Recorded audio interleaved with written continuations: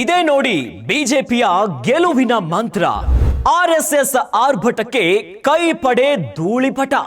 60,000 ಸಭೆ ಅಪಪ್ರಚಾರದ ವಿರುದ್ಧ ಧ್ವನಿ ಎತ್ತಿತ್ತು ಸಂಘ ಪರಿವಾರ. ಗ್ಯಾರಂಟಿ ಗ್ಯಾರಂಟಿ ಗ್ಯಾರಂಟಿ, ಇದು ಗ್ಯಾರಂಟಿ ನ್ಯೂಸ್. ಸುದ್ದಿ ಖಚಿತ, ನ್ಯಾಯ ನಿಶ್ಚಿತ. ನಮಸ್ತೆ ವೀಕ್ಷಕರೇ, ನಾನು ಅಖಿಲೇಶ್ ದಬ್ಬೆಕಟ್ಟೆ. ಈ ಬಾರಿ ಭರ್ಜರಿಯಾಗಿ ಮಹಾರಾಷ್ಟ್ರದಲ್ಲಿ ಮಹಾಯುತಿ ಮಹಾರಾಷ್ಟ್ರದ ಸಿಂಹಾಸನವನ್ನ ಏರಿ ನಿಂತಿದೆ. ಇದೊಂದು ಐತಿಹಾಸಿಕ ಗೆಲುವೇ ಹೌದು. ಆದರೆ ಕಳೆದ ಲೋಕಸಭೆಯ ಚುನಾವಣೆಯನ್ನ ನೋಡಿದ್ರೆ ಮಹಾರಾಷ್ಟ್ರದಲ್ಲಿ ಬಿಜೆಪಿ ಪಡೆಗೆ ಭಾರಿ ಹಿನ್ನಡೆಯಾಗಿತ್ತು. ಅದರಲ್ಲಿ ಲೋಕಸಭೆಯ ಚುನಾವಣೆಯ ಹೊತ್ತಲ್ಲಿ ಆರ್ಎಸ್ಎಸ್ ಮತ್ತು ಬಿಜೆಪಿಯ ನಡುವೆ ಒಂದು ವಿರಸವೇ ಇತ್ತು. ಅವರಿಬ್ಬರ ಸಂಬಂಧ ಹಳಸಿ ಹೋಗಿತ್ತು. ಆದರೆ ಇವೆಲ್ಲವನ್ನ ಮೆಟ್ಟಿ ನಿಂತು ಈ ಬಾರಿಯ ಮಹಾರಾಷ್ಟ್ರದ ವಿಧಾನಸಭಾ ಚುನಾವಣೆಯ ಹೊತ್ತಿನಲ್ಲಿ ಮತ್ತೆ ಆರ್ಎಸ್ಎಸ್ ಮತ್ತು ಬಿಜೆಪಿ ಭದ್ರವಾಗಿರುವ ಸಂಬಂಧಗಳ ಮೂಲಕವೇ ರಾಜಕೀಯ ರಣತಂತ್ರವನ್ನೇ ಹೆಣೆದಿದೆ ನೋಡಿ. ಹಾಗಾಗಿನೇ ಮಹಾರಾಷ್ಟ್ರದ ಗೆಲುವಿನ ಹಿಂದೆ ಆರ್ಎಸ್ಎಸ್ಸಿನ ಸಿಂಹ ಪಾಲಿದೆ. ಹಾಗಾದ್ರೆ ಸಂಘ ಏನು ಮಾಡ್ತು ಮಹಾರಾಷ್ಟ್ರದ ಗೆಲುವಿಗೆ? ಈ ಗೆಲುವಿನ ಹಿಂದೆ ಆರ್ಎಸ್ಎಸ್ಸಿನ ಪಾತ್ರ ಏನು? ಇವೆಲ್ಲದರ ಕಂಪ್ಲೀಟ್ ಡೀಟೇಲ್ಸ್ ಇಲ್ಲಿದೆ ನೋಡಿ.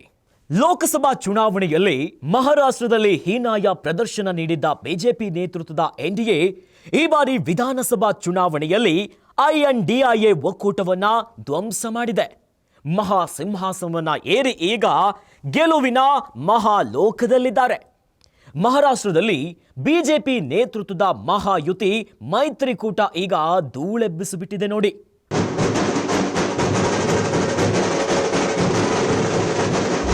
ಆಡಳಿತ ವಿರೋಧಿ ಅಲೆ, ಮತ್ತೊಂದೆಡೆ ವಿರೋಧ ಪಕ್ಷಗಳ ಮಹಾ ಮೈತ್ರಿಕೂಟ.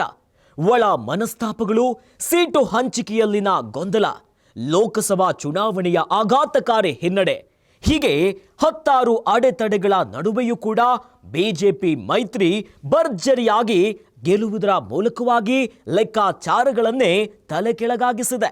ಕಳೆದ ಲೋಕಸಭಾ ಚುನಾವಣೆಯ ಸಂದರ್ಭದಲ್ಲಿ ಪ್ರಚಾರದ ಸಮಯದಲ್ಲಿ ಬಿಜೆಪಿಯ ರಾಷ್ಟ್ರೀಯ ಸ್ವಯಂ ಸೇವಕ ಸಂಘದ ಬೆಂಬಲ ಅಗತ್ಯ ಇಲ್ಲ ಅನ್ನುವ ಬಿಜೆಪಿಯ ಹೇಳಿಕೆಯಿಂದ ದೊಡ್ಡ ಸಂಚಲನವೇ ಸೃಷ್ಟಿಯಾಗಿತ್ತು.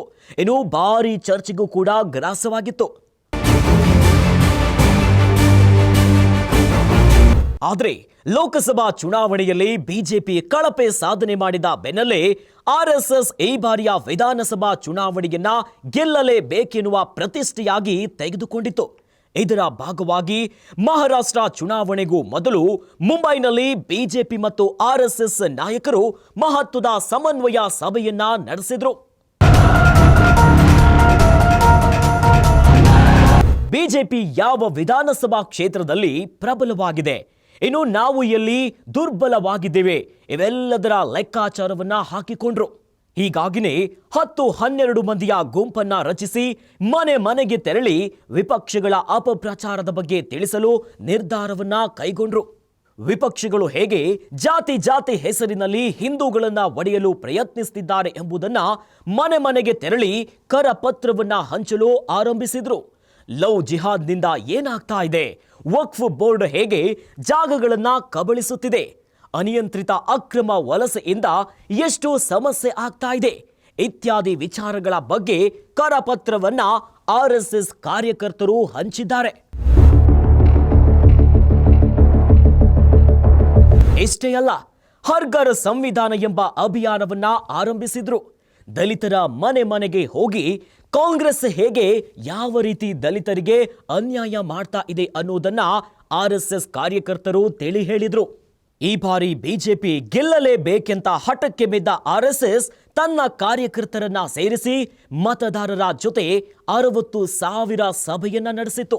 ಮತದಾನದಿಂದ ಜನರು ದೂರ ಉಳಿಯದಂತೆ ಬೀದಿ ನಾಟಕ, ಕರಪತ್ರ ಹಂಚಿಕೆಯ ಮೂಲಕ ಭರ್ಜರಿ ಪ್ರಚಾರವನ್ನ ಕೂಡ ಮಾಡಿದ್ರು. ಸಜಗ್ ರಹೋ ಅಂತ ಆರ್ಎಸ್ಎಸ್ ಆರ್ಭಡಿಸಿದ್ರೆ, ಉತ್ತರ ಪ್ರದೇಶದ ಸಿಎಂ ಯೋಗಿ ಆದಿತ್ಯನಾಥ್ ಅವರು ತಮ್ಮ ಭಾಷಣದಲ್ಲಿ ಬಟೆಂಗೆ ತೋ ಕಟೆಂಗೆ, ವಿಭಜಿಸಿದರೆ ನಮ್ಮನ್ನ ಕತ್ತರಿಸಲಾಗುತ್ತದೆ ಅಂತ ಹೇಳುವುದರ ಮೂಲಕವೇ ಭಾರಿ ಸದ್ದು ಮಾಡಿದ್ರು. ಅಷ್ಟೇ ಅಲ್ಲ ನೋಡಿ, ಪ್ರಧಾನಿ ಮೋದಿ ಅವರು ಕೂಡ ಏಕ್ ಹೇ ತೋ ಸೇಫ್ ಹೇ ಅಂದ್ರೆ ಒಗ್ಗಟ್ಟಿನ ವಿಚಾರವನ್ನ ಅಬ್ಬರದ ಪ್ರಚಾರ ವೇಳೆ ಸಾರಿ ಸಾರಿ ಹೇಳಿದ್ರು. ಇದೇ ನೋಡಿ, ಇವೆಲ್ಲವೂ ಕೂಡ ಒಟ್ಟಾರೆಯಾಗಿ ಈ ಬಾರಿಯ ಮಹಾಯುತಿ ಗೆಲುವಿನ ಹಿಂದಿನ ಸೀಕ್ರೆಟ್ ಆಗಿಬಿಟ್ಟಿದ್ದಾವೆ. ಅಷ್ಟೇ ಅಲ್ಲ, 60,000ಕ್ಕೂ ಹೆಚ್ಚು ಸಭೆಯನ್ನ ನಡೆಸಿ ಮತದಾರರನ್ನ ತಮ್ಮತ್ತ ಸೆಳೆಯುವಲ್ಲಿ RSS ಯಶಸ್ವಿಯಾಗಿದೆ. ನೋಡಿದ್ರಲ್ಲ ವೀಕ್ಷಕರೇ, RSSನ ಸೀಕ್ರೆಟ್ ಮಂತ್ರಕ್ಕೆ ಈಗ ಕೈ ಪಡೆಯಂತೂ ಧೂಳಿಪಟ ಆಗಿಬಿಟ್ಟಿದೆ. ಅತ್ತ ಕರಪತ್ರವನ್ನ ಕೊಡ್ತಾರೆ, ಬೀದಿ ನಾಟಕ ಮಾಡ್ತಾರೆ. ಇನ್ನು ಅಪಪ್ರಚಾರದ ವಿರುದ್ಧ ಸಂಘ ಪರಿವಾರ ಕಾರ್ಯಕರ್ತರು ಧ್ವನಿ ಎತ್ತುತ್ತಾರೆ. ಅಷ್ಟೇ ಅಲ್ಲ, 60,000ಕ್ಕೂ ಹೆಚ್ಚು ಸಭೆಗಳನ್ನ ಮಾಡ್ತಾರೆ, ಮತದಾರರ ಜೊತೆ ಮಾತನಾಡ್ತಾರೆ, ಅವರ ಕಷ್ಟಗಳನ್ನ ಆಲಿಸ್ತಾರೆ. ಎಲ್ಲವನ್ನ ಮೆಟ್ಟಿ ನಿಂತು ಈಗ ಮಹಾರಾಷ್ಟ್ರದಲ್ಲಿ ಮಹಾಯುತಿ ಗದ್ದುಗೆಯನ್ನ ಏರಿದೆ ನೋಡಿ. ಇನ್ನಷ್ಟು ಸುದ್ದಿಗಳಿಗಾಗಿ ನೋಡ್ತಾ ಇರಿ ಗ್ಯಾರಂಟಿ ನ್ಯೂಸ್. ಗ್ಯಾರಂಟಿ ನ್ಯೂಸ್, ಸುದ್ದಿ ಖಚಿತ, ನ್ಯಾಯ ನಿಶ್ಚಿತ.